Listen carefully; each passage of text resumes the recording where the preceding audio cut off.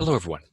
In this video, we're going to take a look at the nature of the Orla and those things that undergird its representation. Now, what I mean by that is that in every monster or in every representation of something that is disturbing or fundamentally unknown and distressing, in everything that conjures dread in a weird tale or in a monster movie or in a horror movie, something undergirds it. Now, on the one hand, that could be something as simple as the fear of death. But monsters are instantiations of cultural fears. Likewise, weird tales are a reflection of the cultural and individual psychology of the authors and the civilizations that produce them. So I'll give you an example. Dracula is, on the one hand, dangerous and threatening and monstrous because he's an undead creature. But if you dig under the surface and think about what makes him repellent or repugnant to the British audience that is encountering him, he is distressing to them because he represents a kind of foreign invader, undergirding his representation as this blood-sucking parasite that consumes the young women of the nation and infects them with a blood-borne disease, turning them into slavish creatures kind of like himself, transporting himself across the ocean and spreading as a kind of vector of disease across the healthy nation of England. You have a reflection of a kind of xenophobic concern regarding, well, foreign invaders from Eastern Europe and the impregnation of women. The nation and its women are being imperiled by this xenophobic reality. Likewise, when we looked at the Mark of the Beast, we had something that on the surface was a story about black magic and curses, witchcraft, gods and devils from another nation. But the story itself was playing upon something much deeper than that, much deeper than the literal physical things that the characters encountered. For instance, Kipling was well aware of his audience's concerns regarding Asian exoticism or Indian exoticism. It also reflected those concerns about the physical integrity of our bodies and the desire to maintain them, these concerns about abjection and the way in which our bodies suddenly become the very thing that we need to expel from our bodies. And it also reflected these British concerns about miscegenation and the way in which this quote-unquote lesser civilization or its biologically inferior people, what they believe to be biologically inferior people, some of them did at least, might influence and infect them. So underneath every kind of monster, underneath the horror and terror that exists in any work of the weird, you have something that is being grappled with, some deeper concern. What I'd like you to do is to pause the video and try to answer this question. Think about it. Look at the Orla, how it's represented. Go over the story and think about how the character responds to it and reflects upon it. What the character is doing in relation to the Orla. What lies behind the Orla in this story? Based on its description, what fears, social considerations, or preoccupations are related to this being? What kind of cultural preoccupations and fears are being played out in this creature? Take about 10 minutes. Gain practice dealing with the story, engaging and grappling with the text and finding evidence from it. And then when you're done, return to this video and I will reflect on this issue.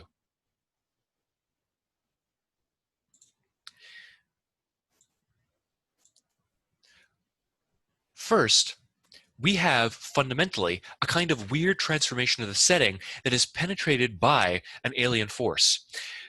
At the beginning of the story, the narrator describes his home thusly. What a wonderful day. I spent all morning stretched out on the grass in front of my house beneath the large plane tree that completely covers, shelters, and shades my lawn. I love the country here, and I love living here because this is where I have my roots, those profound and delicate roots that attach a man to the land where his ancestors were born and died, and that attach him to what one should think and what one should eat, to customs as well as to foods, to local idioms and peasant intonations, to the smells of the earth, of the villages, of the air itself. So there's comforting familiarity. And as the narrator goes on to describe his home, we recognize that the entire world in which he lives is a kind of bastion against the unknown. It's a place of familiarity and comfort. Now, we're dealing with a kind of second class of weird setting. We're not taken into a foreign land as we were in the Mark of the Beast and surrounded by the unknown and the bizarre, the fantastical. We're not ripped from our place of comfort and safety. We start in our place of comfort and safety. But a force from the outside penetrates into that familiar setting and twists it and contorts it. It moves it from this place of safety and comfort the narrator initially describes at the outset of the story and turns it into something fundamentally alien and horrifying. It infects this home. Home is something safe because you're bound to it. You have these comforting roots that bind you to it. And he's comforted likewise by the heritage that is instantiated in the home and in the world around him. There's an inversion as this home becomes something horrifying, and he is unable to escape it. He has these profound and delicate roots that tie him to the land. And then suddenly those roots become something horrifying and shackled. Suddenly, the home that was of such comforting familiarity to him becomes an alien prison. He actually bars up the windows to his home. He locks himself in. He can't seem to escape it. The Orla continues, or in his mind, the Orla continues to draw him back to it. And so those roots shackle him down and tie him down. So one of the things that's reflected in the Orla is this fear about the penetration of something alien and unknown that despoils our home. The same kind of xenophobic fear that undergirds, let's say, Dracula is at play here. But there are a number of other complicated, interwoven issues that are also at play. For instance, there's a concern over scientific advancement and the way in which there will be revelations of new spheres of knowledge that convey to us the limitations of our ability to understand. Remember that sparrow metaphor from Leonardo da Vinci. H.P. Lovecraft said this, that the tale of supernatural horror is encouraged by a parallel tide of growing mysticism, as developed through the stimulation of wonder and fancy by such enlarged vistas and broken barriers of modern science has given us with its intraatomic chemistry, advancing astrophysics, doctrines of relativity, and probings into biology and human thought. Now, what Lovecraft is saying here is that, ironically, the more that we discover through scientific advancement, through astrophysics, the doctrines of relativity, the probings into biology and human thought, the way in which our minds work because of the mechanical processes of our brain, all these things are provoking in people a sense of wonder and fantasy and fancy and imagination, capacity for wonder at these things that are beyond anything we had ever imagined. So on the one hand, inspiring an interest in the weird tale is mysticism and the occult, the unknown, these ancient inherited ancestral impulses towards the spheres of the unknown. But at the same time, science is unlocking these new spheres of the unknown and showing to us or revealing to us just how little we truly know. A concern over this reality is also at play in the Orla. In the Orla, this story, the narrator says how profound that mystery of the invisible is. We cannot fathom it with our miserable senses. Our eyes are unable to perceive what is either too small or too great, too near or too far from us. We can neither see the inhabitants of a star nor of a drop of water. And in A Letter from a Madman, that sort of prior iteration of the story, even if our eye had 100 million times more than its normal strength, if it perceived in the air that we breathe all the races of invisible beings and all the inhabitants of neighboring planets, there would still exist an infinite number of races of animals so small and worlds so distant that the eye could not see them. The fear that this story expresses, that is embodied in the Orla, a monster that reflects this kind of sociological concern, because now we know so much, but we realize now just how little we actually know. The fear that's embodied by the Orla is a concern over scientific progress revealing to us the limitations of our own knowledge. We have these new techniques, these new tools that are developing around Maupassant. He's seeing the development of brain chemistry, of psychology and psychiatry. He's looking at these new vistas that are opened up through the microscope. We can see these lives that teem therein, of astrophysics that Lovecraft is talking about. All these infinite worlds that seem to stretch out beyond us, stars without number. But the character here recognizes that all of this only reveals to us the limitations of our own being as humans. There's a concern about the failure of the senses here and about the failings and frailties of the human being, about our senses and the way in which they can deceive us. Think about everything that we see in the world or know in the world that we can't experience with our own senses. All those myriad planets that we can never see, or all those microscopic life forms that teem inside of a drop of water. There's a pervasive pessimism in the story about the limitations of our knowledge and our inability to actually obtain true knowledge. Because if there are all these worlds, all these fathomless depths of space and the microscopic that we can't appreciate, we're only now grasping, how much more exists out there that we don't know and we can never know, and we don't even know that we don't know. Our physical bodies are frail and pathetic, as the narrator says time and time again. The narrator registers this concern about scientific developments and advancements, revealing to us the limitations of our own being, and in turn, because of those limitations of our being, the limitations of our capacity for knowledge, on July 14th, when he is discussing Bastille Day. And he says that those who run this party, or those who run this nation, are fools. But instead of obeying people, they obey principles, which can only be inane, impotent, and false because of the very fact that they are principles. That is, ideas imagined to be definite and immutable. In this world where we are not sure of anything, since light is an illusion, since sound is an illusion, everything that we see that we think is objective in the world, everything that we register through our science, is mediated to us through our senses. And our senses can be deceived so easily. It's the narrator's very concern regarding the Orla and the possibility that it is an hallucination. As Scrooge puts it in A Christmas Carol, I only need to swallow this toothpick, and I will be beset through the rest of my life, because of hallucinations, by a whole bevy of different ghosts. Our senses, and thus the very physical reality of the universe that we see beyond us, are now called into question. Now, the narrator begins to deride and mock the nature of the human body. It's this pervasive pessimism about the limitations of our being.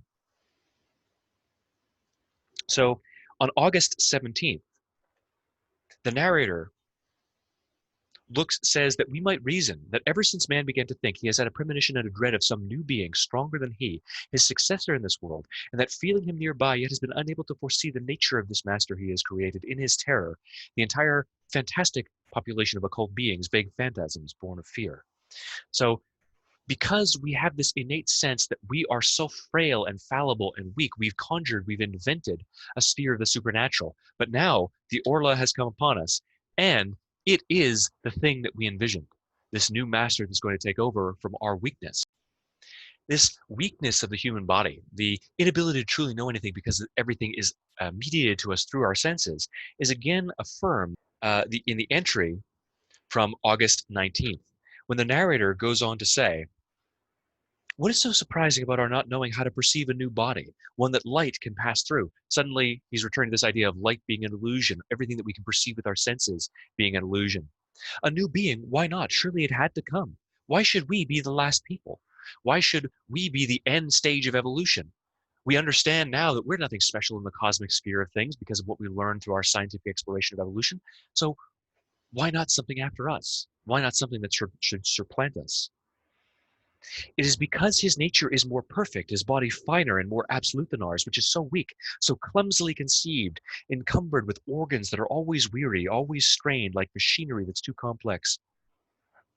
Why not one more entity now that our era is over, when all the various species appeared in orderly succession? Right? We have all this orderly succession of entities leading up to us. Why not the next one that's not encumbered by a physical body with organs that can fail? Why not the Orla? Why not one more? And why not other trees with immense dazzling flowers perfuming entire regions? Why not other elements besides fire, air, earth, and water? These are four of them, just four. These foster parents of being. What a pity. Why aren't there 40 elements instead, or 400 or 4,000? If I can see now that there's just this limited sphere of the known, how much more is out there? I've only seen the tip of the iceberg and can only see the tip of the iceberg because I'm nothing. I'm this paltry, pathetic little human being. Science and the revelations of science have told me just how little I know, how little I can see, how little I can perceive. So, how much more is out there that I'll never know? How paltry everything is, how miserly, how wretched, stingily given, hourly invented, heavily made. Look at the elephant, the hippopotamus, such grace, the camel, such elegance. He's mocking and deriding everything that he can see around him in tandem with his own body and his own limitations. Everything about the world that he can see and experience becomes pathetic, farcical, ridiculous. Look at the elephant and the hippopotamus, such grace. In the same way, such grace. like, mockingly about himself in the human form. And we know that the Orla represents this kind of fear about scientific advancement because, well, he goes on to say, what's wrong with me? It is he, the Orla, who is haunting me, making me think these mad thoughts. He's inside me. He's becoming my soul. I will kill him. So these thoughts that I'm having about, well, the limitations of my being, it's all inspired by the Orla. On July 10th, the Orla is investigated through experiments. It becomes clear through the experiment that the narrator runs, trying to determine the nature of the Orla, trying to determine if the Orla is real, that the Orla himself is a kind of parallel for scientific advancement. He's testing the Orla, trying to determine how it exists. And his tests are organized, repeatable. So we have scientific advancement, scientific experimentation, revealing new realities of the unknown, just peeling away the faintest edge of the unknown and telling us, well, if this is all that I've been able to uncover, think about how much more there must be out there that I can't uncover and that I can never uncover. We're small, we're earthbound, we're pathetic, and that induces epistemological terror, that fear about the limitations of our knowledge and our capacity for knowledge. An expanded knowledge of science and dwindling belief in the cornerstones of received knowledge, this loss of tradition, this loss of heritage as his roots to the home become shackles, right? All of it wears away at him. If we can't trust our senses, then our relationship to the world and everything in it is jeopardized.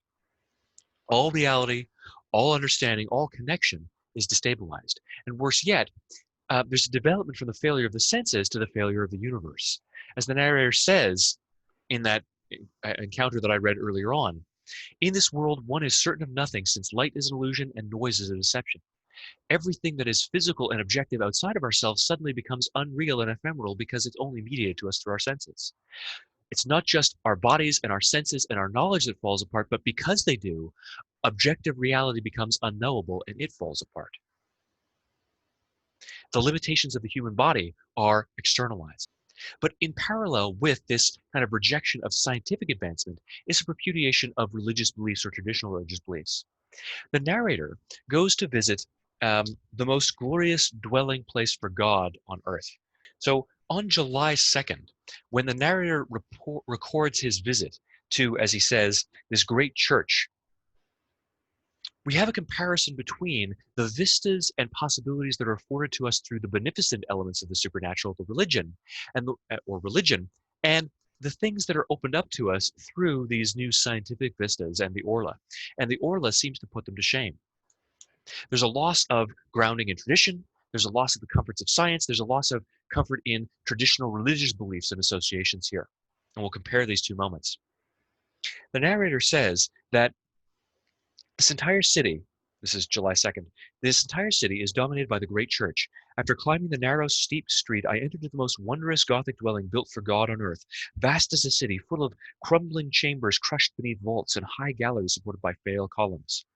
And he speaks of it as a gigantic granite jewel, light as lace, covered with towers and slim pinnacles, in which winding staircases rise up, and which hurl into the blue sky of day and the dark sky of night their strange heads bristling with chimeras, devils, fantastic animals, monstrous flowers, and which are linked to each other by slender, finely carved arches.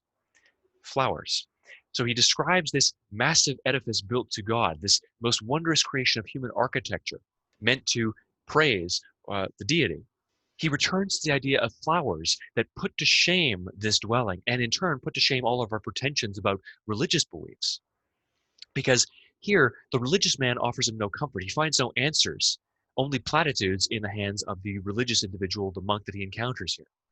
And the church is overturned and overshadowed by the grandeur of the great flower composed of universes that he imagines. So on August 19th, right at the end, he says, but you'll say, what about the butterfly? A flower that flies. I dream of one that would be as large as 100 universes with wings whose shape, beauty, color, and movements I cannot even describe. But I can see it.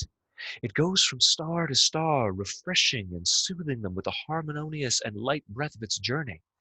And the peoples up there, ecstatic and ravished, watch it go by. So he starts to envision something that's beyond human comprehension. The church kind of brought God to man. But here, the great flower that is a butterfly, the flower that flies in contrast to the flower that tops off this church. It transcends anything that's possible, that's even imaginable. So religious experience is on, as the narrator puts it, this particle of mud which revolves in liquid air is small in compared to the realities that lie beyond this pitiful little sphere of the known, this little particle of mud on which we live. What we have here are a reflection of the different kinds of fears and realities about science, religion, and of xenophobia that underlie the Orla.